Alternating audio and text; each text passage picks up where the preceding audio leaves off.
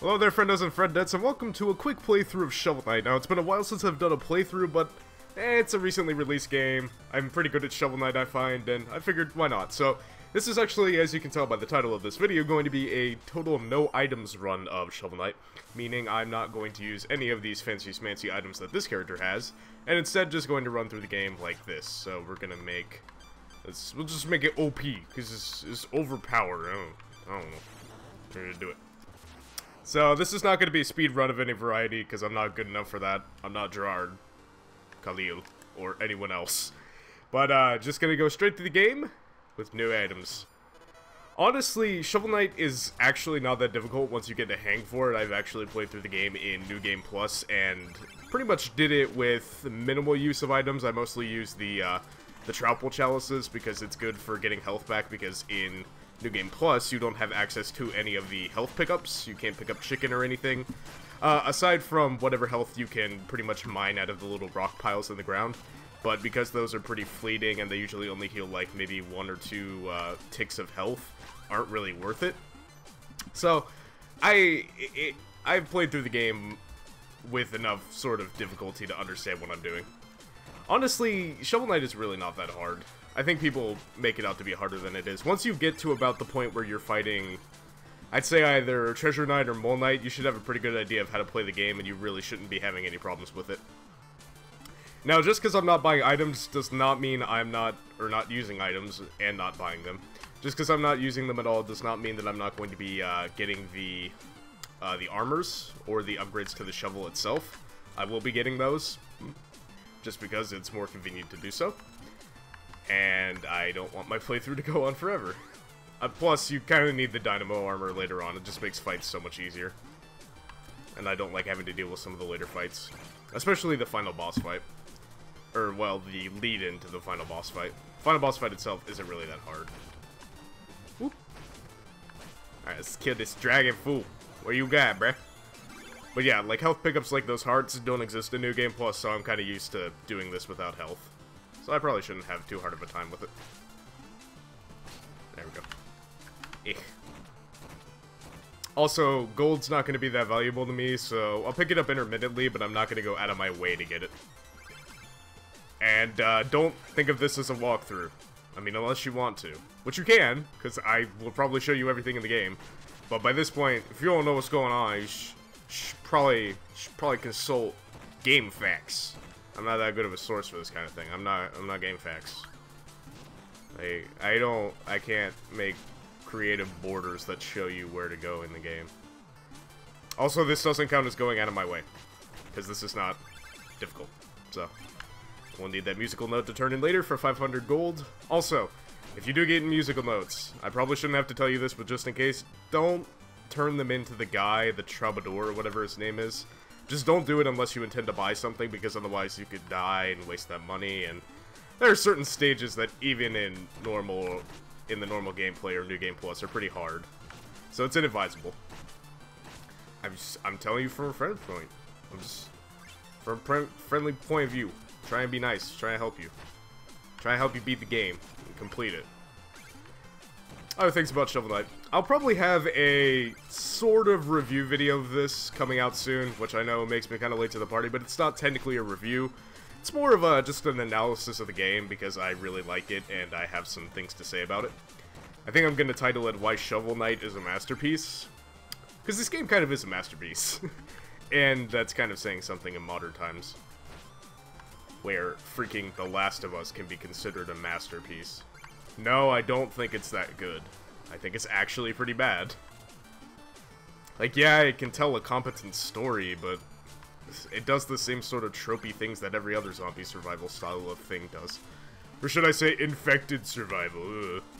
Can't just call them zombies, no, they're infected. Fucking 28 days later.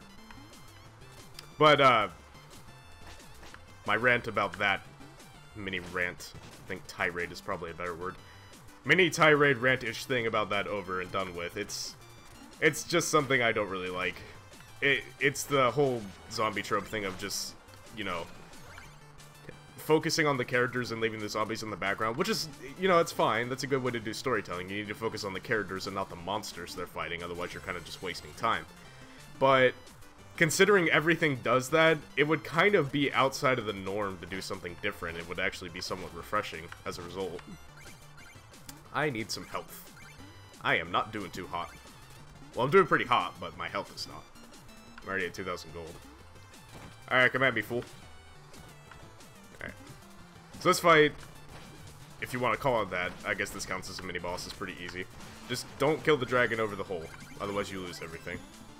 And I'm back to full, so... Yeah, the game is really not that hard. Ah, okay. Thought I died. Lame. Alright. But yeah, Shovel Knight. Great game. Wonderful game. Fantastic. If you don't know, you should buy it. It's like $15. Go buy it. Go support the devs. Go support the music maker. Go support everything. This is a great game. Dan Addy Dan. Dan Abby Dan. I didn't play SNES. I didn't own a SNES. I was more of a PlayStation kid, the phony gay station. So I can't really speak to how true to old school platformers it is, really. But I'd say that, you know, based on what I've seen of watching people like JonTron or, hell, anyone on normal boots play old SNES or N64 games, I'd say it's pretty comparable. Just very pretty, nice color palette, and is great, and more tight controls, I suppose. And it's not deliberately designed to dick you over for quarters, so that's great. And the fact that you don't have lives and instead you just drop money, I think is rather nice. I always like currency systems in games. I feel it gives me something to strive towards, so I really have no problem with them doing some sort of currency system. I find it great, especially a meaningful currency system. I knew you'd show your face sooner or later, you cerulean coward. Turn back, Shovel Knight. There's nothing here for you anymore. I don't think I have the talent to voice act this. Let me know if you'd like me to further voice act anything in this game. Or don't, because that would be stupid. Don't do it. Yes, I'm skipping through dialogue. Pause if you actually want to read. If you don't know by now, it's not my problem. I am here to fight a boss. I am not here to entertain you. Well, I kind of am. That's my secondary goal. Fighting a boss is primary goal. I forgot how weak this guy is in the first encounter with him. Health-wise, not actual skill-wise. I mean, skill-wise, he's not that bad. He's like noob Shovel Knight-ish. He's okay. He's not great. I want to go for the achievement. I think I already have it, but I'm gonna try and go for it. Come at me, bruh. What you got? Come on. Come on. Come on. Oh shit. Never mind. Don't come at me. I'll just deal with it myself.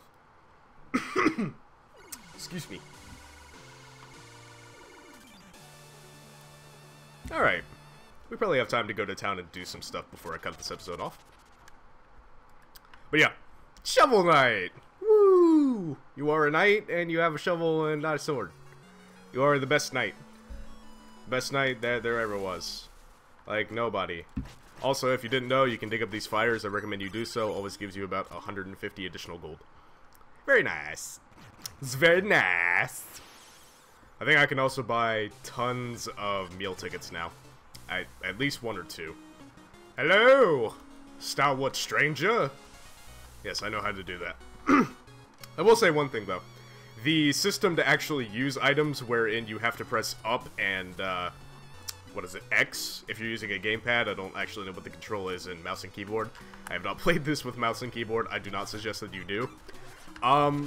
I can't really speak to it, but I think it's obtuse as it is, and I have absolutely no idea what it is like for, mouse and keyboard players, so, yeah, I imagine it's worse. But the fact that you have to press up and X is just stupid to try and use items. Like, I think any other button would have been better. Even select would have been better. Just remap select to do something else.